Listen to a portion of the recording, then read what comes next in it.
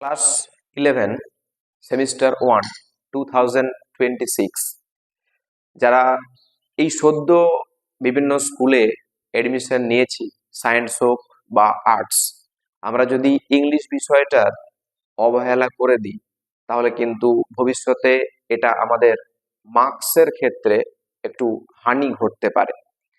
40 নম্বরের এমসিকিউ পরীক্ষা, তাহলে যে উদাসীন থাকবো এমনটা কিন্তু নয়। এই 40 নম্বরের এমসিকিউ কিন্তু সিম্পল এমসিকিউ নয়। আমি আগেও বলেছি যে বিভিন্ন টাইপের এমসিকিউ আমাদের রয়েছে 40টা নাম্বারের মধ্যে। সেখানে আনসিন পোর্শন আছে, সিন পোর্শন আছে, সেখানে ইউনিট অনুযায়ী ভাগ করা আছে। এবার এমসিকিউর টাইপগুলো কিন্তু ভিন্ন, 5 থেকে 6 রকমের এমসিকিউ টাইপ আছে। সিম্পল এমসিকিউ আছে, কজ এফেক্ট আছে, অ্যাসারশন রিজন আছে, ডায়াগ্রাম বেসড এমসিকিউ আছে। এরকম করে 5 থেকে 6 ধরনের এমসিকিউ আমরা পেয়ে থাকবো।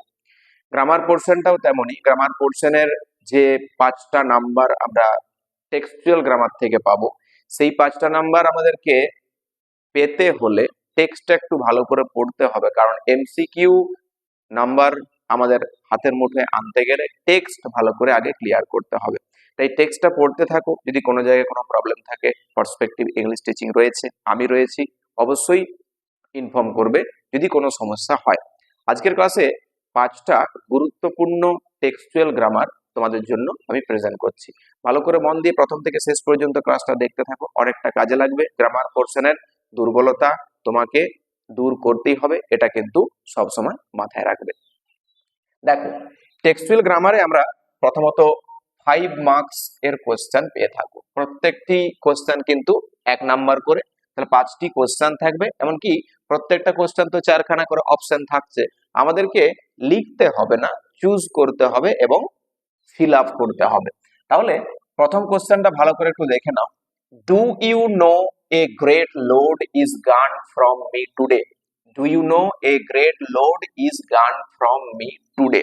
কোশ্চেন মার্ক দেওয়া আছে আর ব্র্যাকেটে বলেছে ভয়েস চেঞ্জ। ভয়েস চেঞ্জ আমরা ক্লাস 7 থেকে শিখছি, আজকে 11-এ উঠে কিন্তু প্রবলেম হওয়ার কথা নয়। তাও আমি প্রথম থেকে বলছি যে ভয়েস চেঞ্জ করতে গেলে আগে আমাকে একটু সেন্টেন্সটা দেখতে হয়। সেন্টেন্স, এটা কোন সেন্টেন্স? এটা হচ্ছে interrogative sentence. INTERROGATIVE, interrogative sentence. এই ইন্টারোগেটিভ সেন্টেন্সে ভয়েস চেঞ্জ করতে গেলে একটু ভালো করে খেয়াল রাখবে যে প্রথম যে অক্সিলারি ভার্বটা উল্লেখ করা আছে তার টেন্সটা দেখে নেবে প্রথমে। এখানে ডু দেখতে পাচ্ছি, ডুটা প্রেজেন্ট টেন্স, প্রেজেন্ট ফর্মে আছে, তাহলে এটা অক্সিলারি ভার্ব। তারপরে সাবজেক্ট রয়েছে, এবারে মেন ভার্ব রয়েছে। আর বাকিটা কি? বাকিটা এই যে এ great load is gone from me today, এটার মধ্যেও কিন্তু দেখা যাচ্ছে কি যে ইজ গান বলে একটা ভার্ব রয়েছে।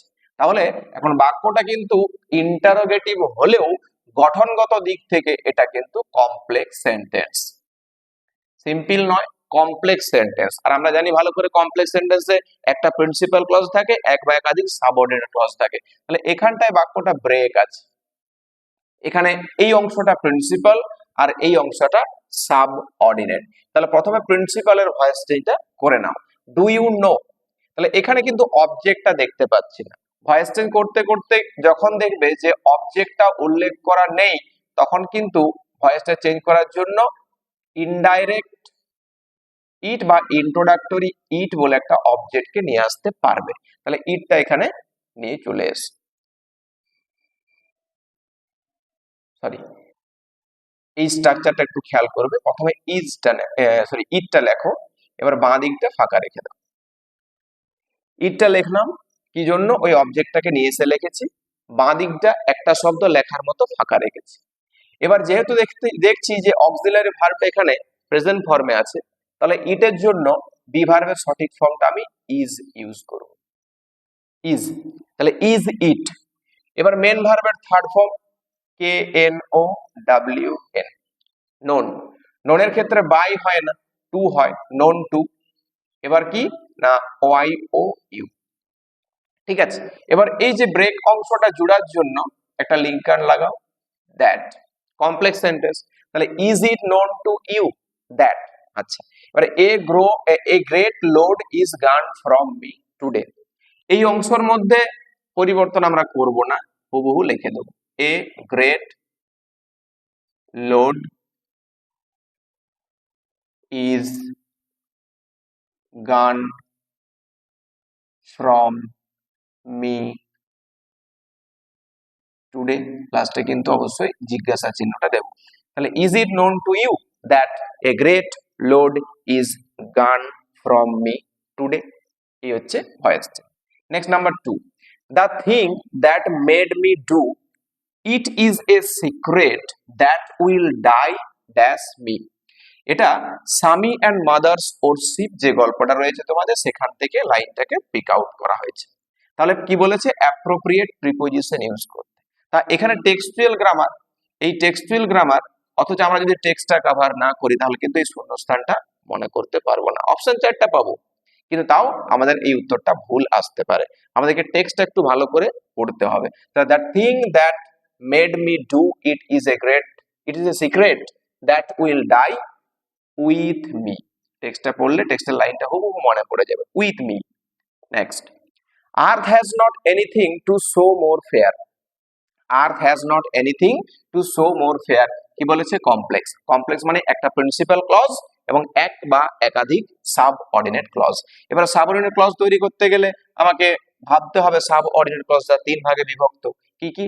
নাউন, অ্যাডজেক্টিভ আর অ্যাডভার্ব।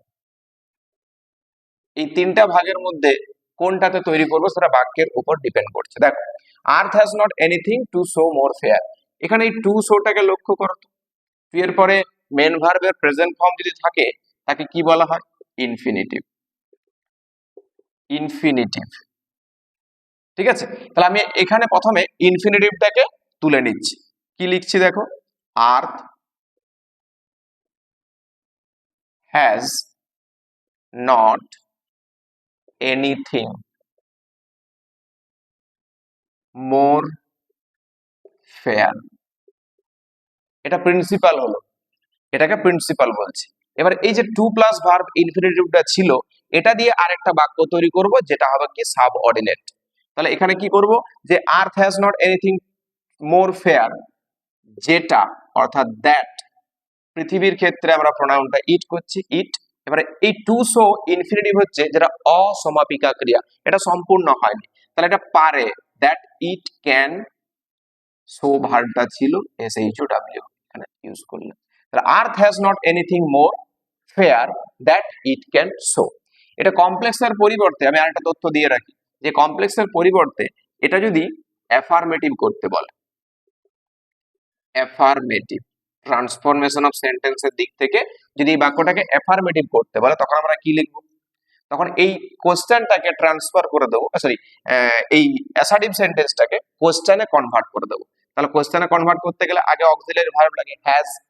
আচ্ছা, এবার নটটা কিন্তু বাদ দিতে হয়, কারণ হ্যাঁ বাচক যদি অ্যাসার্টিভ সেন্টেন্স হয়, না বাচকে কোশ্চেনটা আসে। তাহলে has earth anything to show more fair. ব্যাস, এটা কিন্তু অ্যাফার্মেটিভই চলে এলো। Has earth anything to show more fair, এটা ভালো করে নোট ডাউন করে রাখবে। Number 4, surely some revelation is at hand. Surely some revelation is at hand, এটা সেকেন্ড কামিং থেকে রয়েছে। বলেছে কি ব্র্যাকেটে, কম্পাউন্ড সেন্টেন্স। কম্পাউন্ড সেন্টেন্স মানে দুটি স্বাধীন বাক্যাংশ একটা কনজাংশন দ্বারা যোগ থাকে। প্রথমে এই অ্যাডভার্বটাকে এখান থেকে আউট করে দাও। অ্যাডভার্ব এটা সিওরলি, সিওরের সঙ্গে এলওয়াই যোগ আছে, অ্যাডজেক্টিভ থেকে অ্যাডভার্ব করা হয়, এলওয়াই যোগ করে করা আছে, এটা আমি বাদ দিচ্ছি। তাহলে কি লিখছি, সাম রিভিলেশন ইজ অ্যাট হ্যান্ড, লেখা হয়ে গেল। অ্যান্ড দিয়ে যোগ করো, অ্যান্ড। আচ্ছা, এই সাম রিভিলেশনটাকে ইটে কনভার্ট করে দিই সাবজেক্ট হিসাবে, যে তার একটা বাক্য আমাকে তৈরি করতে হচ্ছে। ইট, ভার্বটা প্রেজেন্ট টেন্সে ইজ লিখলাম, ইট ইজ। এই সিওরলি এলওয়াইটাকে বাদ দিয়ে দাও, কি থাকে, অ্যাডজেক্টিভ SURE, সিওর। অপশনটা চুজ করব কিভাবে, some revelation is at hand and it is sure, এই অপশনটাই সঠিক উত্তর। Next number 5, punctually at mid day বিশেষত দুপুর বেলাতে হি ওপেন্ড হিজ ব্যাগ, সে তার ব্যাগটা খুলতো, and spread out his professional equipment, তার পেশাদারি সাজ সরঞ্জামগুলোকে সে মেলে রাখতো। Make simple using infinitive, infinitive ব্যবহার করে সিম্পল করতে বলেছে। ইনফিনিটিভ মানে কি, to plus main verb, main verb, আর এই মেন ভার্ব যেন সবসময় প্রেজেন্ট ফর্মে থাকে। ব্যাস, তাহলে এখানে ভালো করে দেখো যে প্রথম অংশটার দিকে তাকিয়ে দেখো, লিখতে শুরু করো। PUNCTUALLY, punctually, at MIDDAY, midday. He opened his bag, and শব্দটা থাকবে কি আর না, to spread, SPREAD, to spread out his professional, PROFESSIONAL, professional equipments,